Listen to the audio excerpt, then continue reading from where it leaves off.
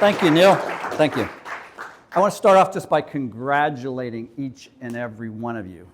Congratulations, because you are in a group of people where you're not just talking about AI, you're doing something about it, okay? And one of the things that I've learned is that there's this bubble that we work within. And I love the bubble. And inside that bubble, everybody's talking about AI. What are we doing now? Oh, here's what I did that didn't work. Here's something that's really cool and new. So we're all wrapped up in this. But a lot of times in my business, I step outside of that bubble, and there are a lot of businesses that are very clueless about what to do, okay? And so that's where I've sort of directed my thoughts around this. What I've found is that we have a lot of people that are there doing well, really, championing it, and those are the leaders. So we have people leading, and then we have people watching. And there is a large population that are watching. And that's, again, outside of our bubble, but it's something that I see and I really focus on. Because, Neil said, introduce myself. I'm Ray Waite from Lighthouse Force, and I help people to climb this mountain. Now, a lot of you are part way up the mountain, that's fine, but you're climbing, okay? So that's the important message, as far as how I got involved with this. Okay, so I asked people, and by the way, the 80-20%, that came from Microsoft's last report. They just said about 20% of companies are really getting on board in a good way with good leadership around their AI. 80%, are still floundering or, not doing anything in some cases. And, I do see that.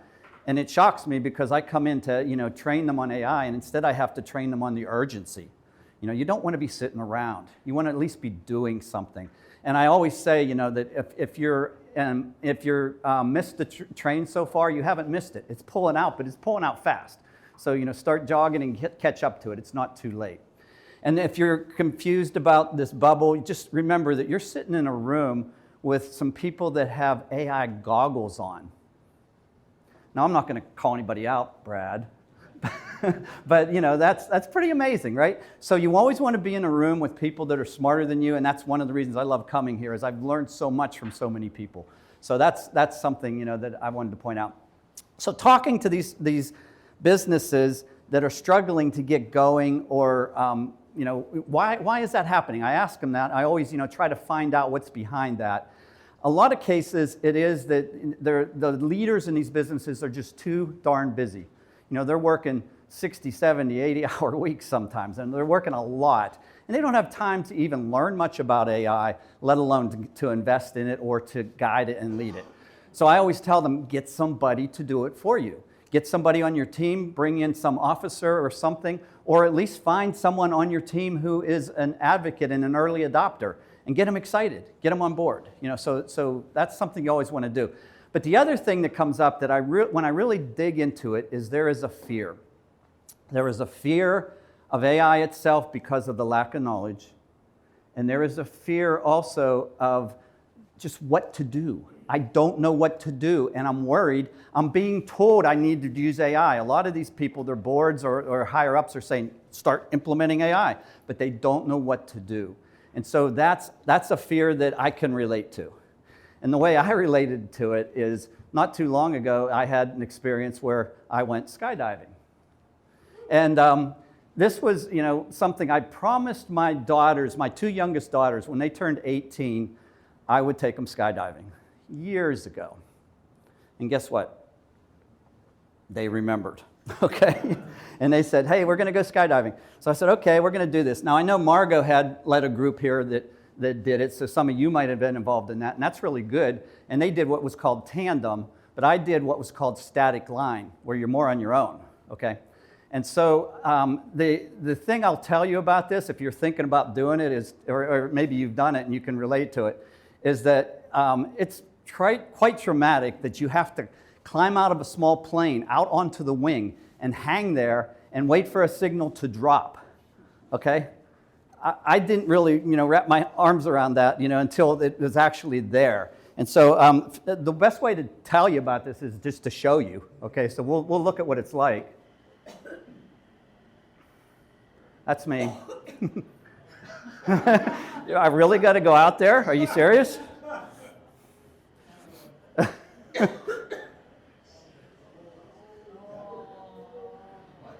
You can see the line that's attached to the plane. That's what opens my chute after I drop. And there you go. Okay. I'm down in the right-hand corner. You sort of miss it, yeah. All right, so anyway, that was pretty scary, right? And the look on my face right here, we all have a face of fear, okay? Well, this is mine, okay? This is my face of fear. And if you could read my lips, what you would be hearing is, I am way too old for this crap. But I didn't say crap, okay? But that's what I was saying. But the next step for this was where I was dropping, okay? And at this point, my fear went away. And it was really strange, but it was because I had a script to follow, because I had been trained all day on this script. Everything that could possibly go wrong, what you need to go through. So I looked up and I saw, if your cords are tangled, you have to untangle them. My cords were tangled. And I thought, that's good. I get to make use of that training, So I untangled my cords. And then, you have to navigate to the right spot so that everything looks the same up there. It doesn't look different. So you need to navigate to the right spot. And then when you land, you have to crumble the right way so you don't break your legs and stuff, things like that. But my mind was just going through that script. And so that's what made me think about leaders need a script when they're afraid of things. And that's one of the things that I like to do with my clients is I like to help them create that script. Another thing I want to point out on this, before I dropped, I asked the pilot, why do we have to wear these orange, prison-like jumpsuits? They're crazy. He says, well, if you don't make it, he said, that's an easier way to find you. Did not need to hear that beforehand. But that's the truth. Anyway, so what I do with leaders, is that I try to talk with them about why it matters for them, and I try to really push on the sense of urgency. Fear is often based on a lack of understanding and what's coming. So I do training to help them understand what's there, but also what's coming. And I also recognize there's no script to follow, but I'm going to give you a script. I'm going to give you things that you can do. And that's one of the things we'll do today is we'll try to come up with one. Now, you could be at all different levels, but it's always good to have a plan. Leadership around AI sets the tone for trust, direction, and culture. Okay, because AI is not just a tool that's out there. The AI adoption is where you adopt the thinking of automation, the thinking of putting this throughout your business and having everyone think in terms of, what decisions did I make today? Did I use AI? Why not? I use AI for most all of my important decisions. Absolutely, it's a go-to. But you need to have people thinking like that. And that's where the culture change has to happen as well. Okay, so we're going to talk today about 5 core principles that I think are responsible for the AI leadership, things you need to focus on. We have transparency, fairness, accountability, privacy, and then finally human-centric design. So those are 5 things I feel are very important from an ethical standpoint as well as just from being a leader around this technology and this whole revolution that's happening. So let's start with transparency. What it is it's explaining how AI operates, how it makes decisions, and how it impacts its environment. So you're telling people about AI, and you're making sure they know about it. And when you do that, it reduces the risk because customers are not dissatisfied anymore. They at least understand it. Okay, you think about it. You call your doctor's office, you want to make an appointment, and somebody answers, and they're making the appointment with you, and then they start to screw up a little bit. If you know it's AI you're talking to, if it's a chatbot, you sort of understand that, okay? You're not happy about it, but you understand it. But the transparency should be there. It should be, hi, my name is Ray, and I am your AI chatbot, and I'm going to schedule your appointment with you. That's what's really important, and we're trying to, I know even governments are trying to regulate that in a way, more transparency. You can also avoid regulatory scrutiny as well because people don't know something's AI and they use it and it's something that does something bad for them, and that's always a bad thing. So let me give you a bad example. Just Eats is in the UK. This is sort of like an Uber Eats, and their delivery drivers were complaining because what they found out was that with the AI algorithms that were used as part of the business, that they were being discriminated on for deliveries, for what deliveries they got, how much they were being paid for those deliveries, and even for being let go. Those decisions were there. And whenever they go to the companies didn't have a good explanation. Well, we're following our AI model. Well, what's the basis of your AI model? It wasn't there. And so what's happened then, since then, is that there's a big turnaround now. The unions got involved with this, and there's a big turnaround now where that transparency needs to be there. We're seeing more of it in the US. I think it's Colorado now for Uber Eats does require, those things be very specific. So you know why you're getting paid or why you're getting a delivery or you're not. So, that has a good ending to it, but that was a case where transparency wasn't there up front. So what do you want to do as a leader? You want to communicate that AI is being used, okay? I'm a real person. I'm not raised bot up here, with some message for you. And when I use I do have actually an AI avatar. When I use it, I always say, hi, I'm Ray Jr., Ray's AI avatar. Not like they wouldn't know, okay? When my kids saw my avatar the first time, they're looking at it and they're like, Dad, it looked like in the middle there, like you had a stroke. Because I got in a little loop, and it was just going on and on. So you want to communicate AI being used. You want to document your processes where AI is used, and this really helps, especially if you get into any kind of legal trouble. It's really good to have a documentation around what the decision-making is that the AI is doing as best as you can. And you want to provide sources for your AI info, and we're seeing a lot of that now. A lot of the language models are providing sources for where they get information. They're not always right, okay? I've actually followed them, and I've found nothing in there related to what it was, so I do check on them, but it's good that they're moving that way. Okay, the next thing is fairness. This is a commitment that AI systems have to treat individuals and groups equitably, avoiding bias and discrimination. And this is a very important one. It reduces lawsuits, okay? It avoids lawsuits if you do it right. Prevents brand damage and prevents loss of trust. And these things can be big. The brand damage, the loss of trust can be very big. I see some of you taking pictures, and at the end I am going to give you a link for copies of this. I forgot to mention that. Okay, so what's a bad example here? Amazon, this is like maybe 10 years ago. They had earlier on in AI, and actually I worked with AI 15 years ago, so I know it wasn't real good 10 years ago like it is today. Not at all. But 10 years ago, Amazon had a hiring algorithm that they used to help with their hiring, okay? And what they found was it was very biased towards hiring men because it was based on the training data. And the training data was biased towards men. And so Amazon wanted to fix that, okay? And so they went in and they tried, and they had trouble with the time. They didn't understand what they were doing, and they just scrapped the whole program. Okay, so they stepped out of it. But that's a case where the fairness, really came in, and it was not known to them, and it should have been. It should have been tested a little bit better for sure. So what should you do as a leader?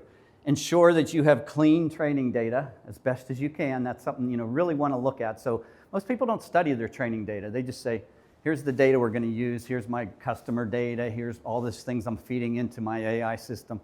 But you got to, have some look at it and see if it's really a good representation. You want to monitor and test the outputs of your AI systems. This is very important, okay? This is what Amazon should have done, is a better job testing. And it's something that, is really important because we don't trust AI yet, and it's going to be a while till we trust it for a lot of important decisions, especially customer-facing decisions. That's really important. And then also you need a process for overriding your AI decisions. Whenever something does go wrong, you want people to know what steps they need to go through, okay? Because that's something that should be built into your AI plans, which is something everybody should do in their businesses, put together those plans. Next is accountability. This is a big one, and this is where you take full responsibility for outcomes of AI systems. And I can tell you many times I have heard some of the people I work with that tell me that AI screwed up. Why did this happen? AI screwed up. Okay, it's like, it's AI. It's not me. It's AI, right? Not a good thing. Not a good thing, because you need to be responsible. And you got this AI thing that can be a monster at times for you, and you need to have an understanding and control of that. So if you do that, it reduces the risk, legal repercussions for sure, avoiding reputational harm, increasing public trust. So let's look at one of our recent examples, Replit, if any software people are familiar with it, it's a tool for helping you develop your software. Just back in June, this was very recent, they had a case where an AI system went a little bonkers and it deleted 1,200 companies' data, all of their data, gone, not to be found again, okay? So that's a bad one. That's a really bad one. And that's the kind of situation where they said, it's AI. We don't understand why it did that. We told it not to delete the data, but it made a decision to delete it. So it's not really my fault, right? Well, after many lawsuits, they did agree it was their fault, but it can be a really terrible thing that can happen. So you need to have that accountability. You want to jump in and do the right thing with your clients if something goes wrong, because things are going to go wrong. They're going to go wrong. And when you tell people it was AI, it shouldn't be an excuse, but I think we have an understanding that we're all together in a learning phase with AI, and okay, it is going to screw up. Now let me watch how you handle that. And how's that never going to happen again? And why did it happen in the first place? Okay, so what do you do then as a leader? You designate an accountable AI officer, and this is something I really stress up front to the teams that I'm working with that don't have much going on. Get somebody in charge, because one thing about AI is I can come in and train you about all the things you need to do today, but there's going to be some new software, some new things coming down the road in the next month, 2 months, 3 months, and people are not going to know, what do I do? Can I use this tool for my business? Can I share data with it? I don't know. An AI officer will take responsibility for that. They may not know the answer, but they would need to take the lead in finding that out. So for myself, my company's small enough, I'm my own AI officer because I work with it a lot. But you can do it yourself. You can get people involved. I always said though, look for those early adopters, the people that are loving it, because they jump on something like that. And a lot of times, I've met people that really love that as a new job. At some point, it should be a full-time job, but initially, you need to at least get somebody with that hat on. Provide guidance on your AI applications. Okay, so you want to make sure that you let people know it's AI, let them know how best to use it, and so forth, especially your customers. And then create a feedback mechanism, because it's an always changing, learning thing, okay? Okay, so, I also want to put in here, addressing cybersecurity risk is very important here. And I don't focus on cybersecurity, but I bring in people to help me to do that with my clients. But it is very important. People should already have some steps in place to protect their business, their data, but they need to be enhanced. AI is opening up all new ways that you can come in through prompts and things, and customers and clients have access now to some internals through your AI system that you need to understand and control. So that's an important step here. I just, I don't focus on it myself, but I make sure it happens at this point. Privacy, this is the fourth one.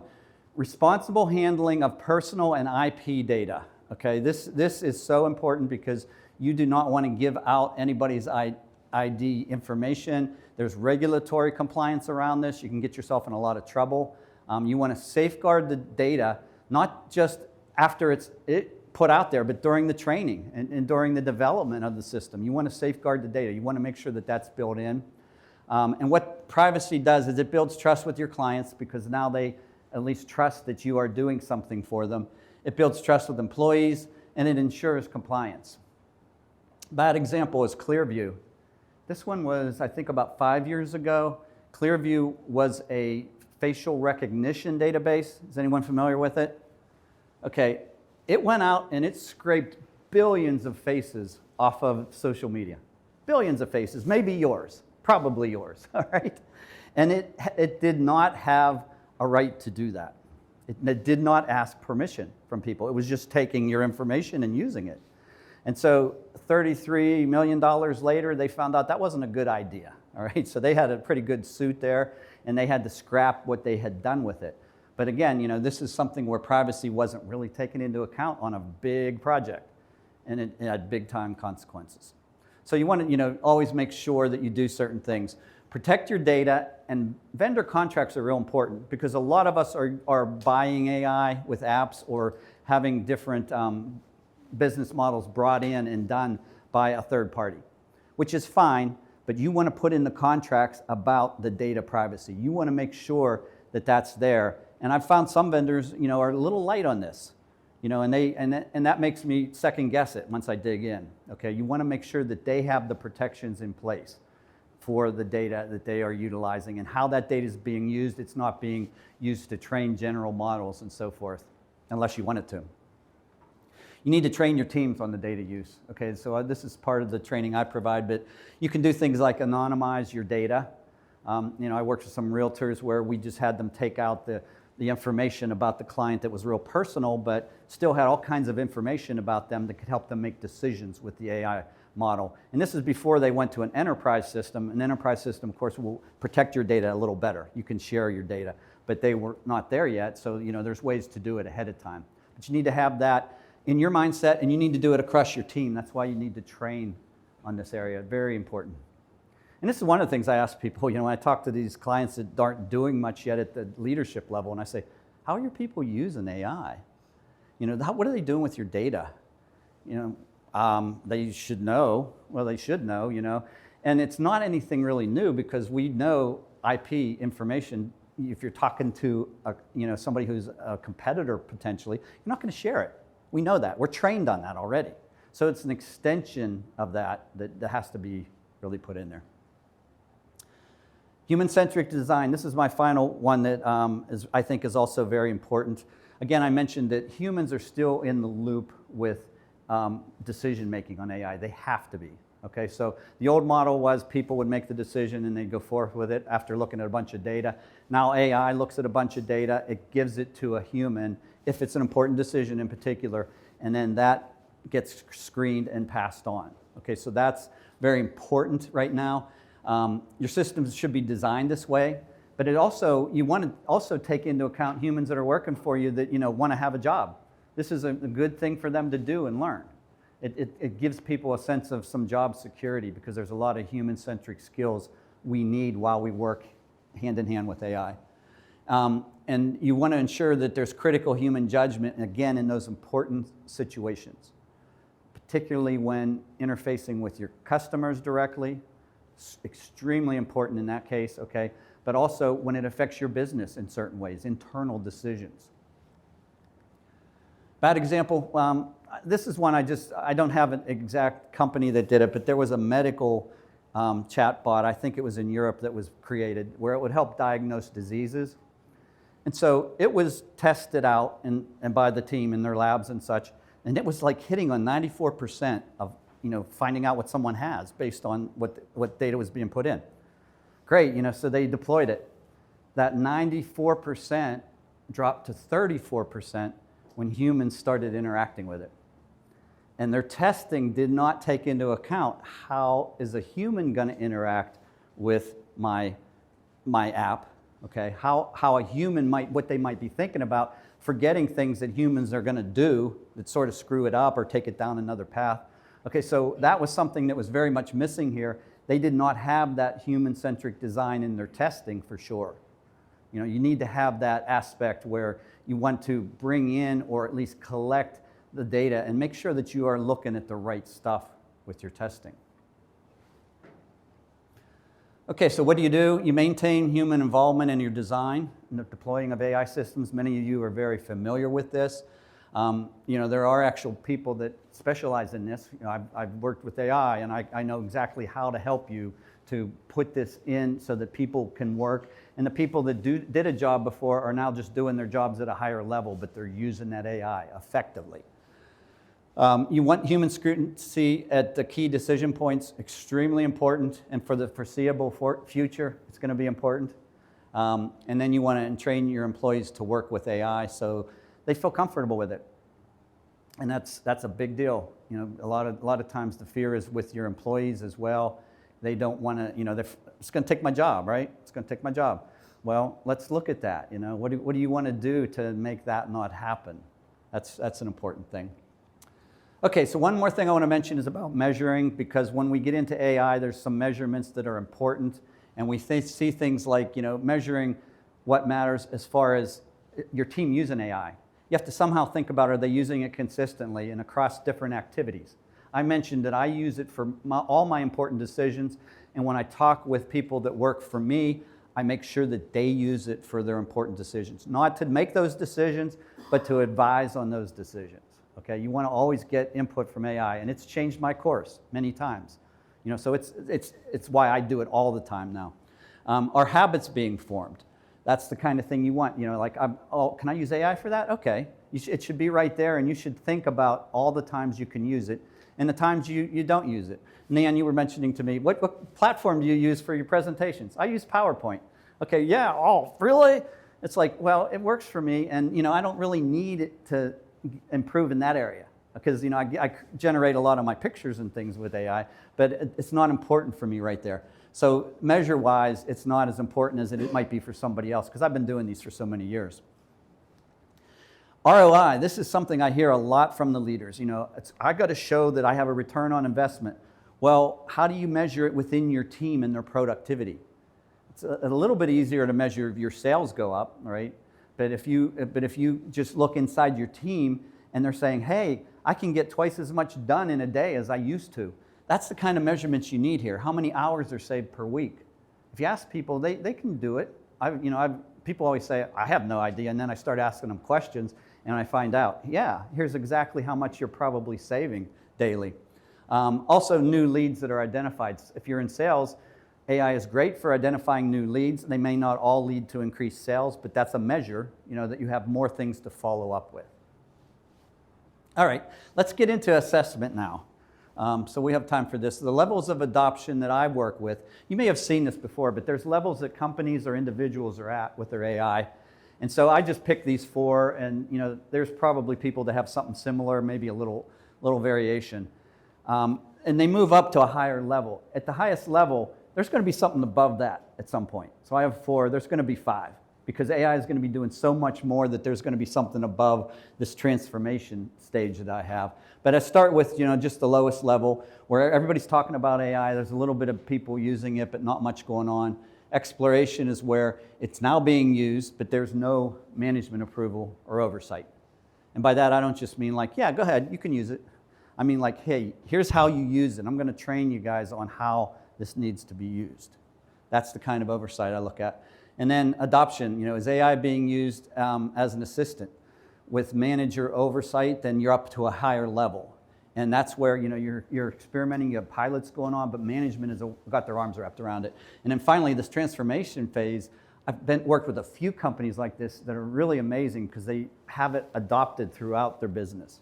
Almost too much sometimes. They always say, like, can I use AI here?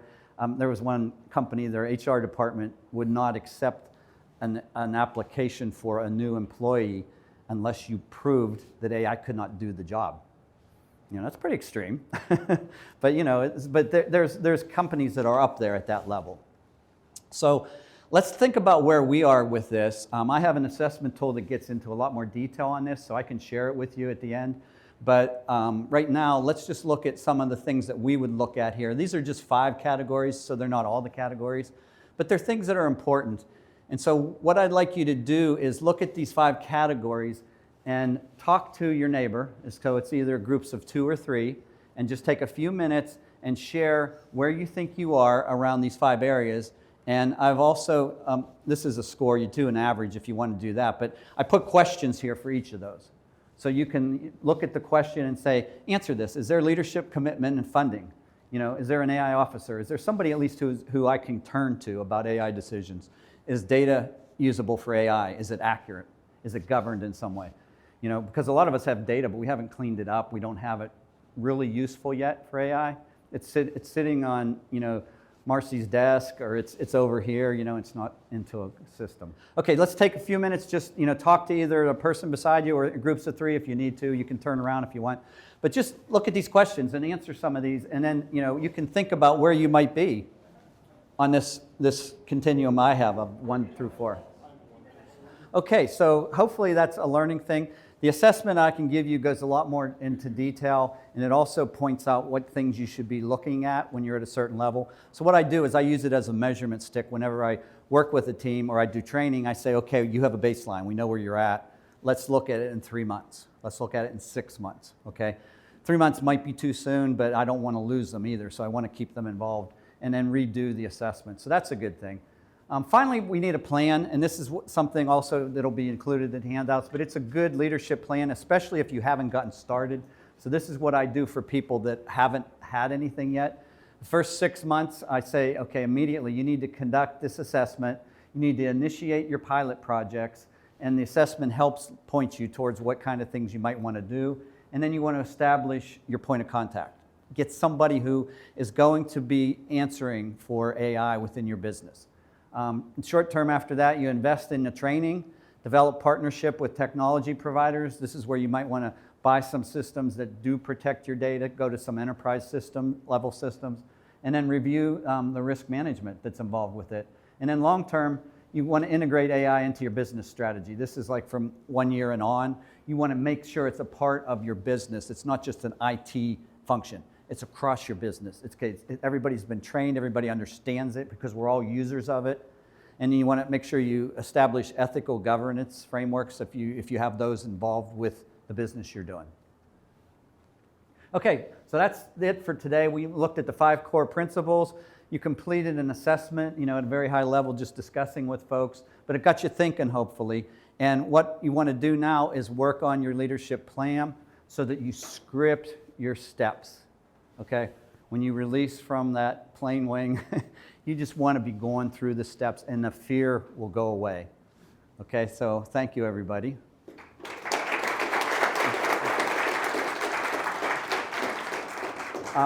This will give you the handouts and also the assessment tool if you're interested.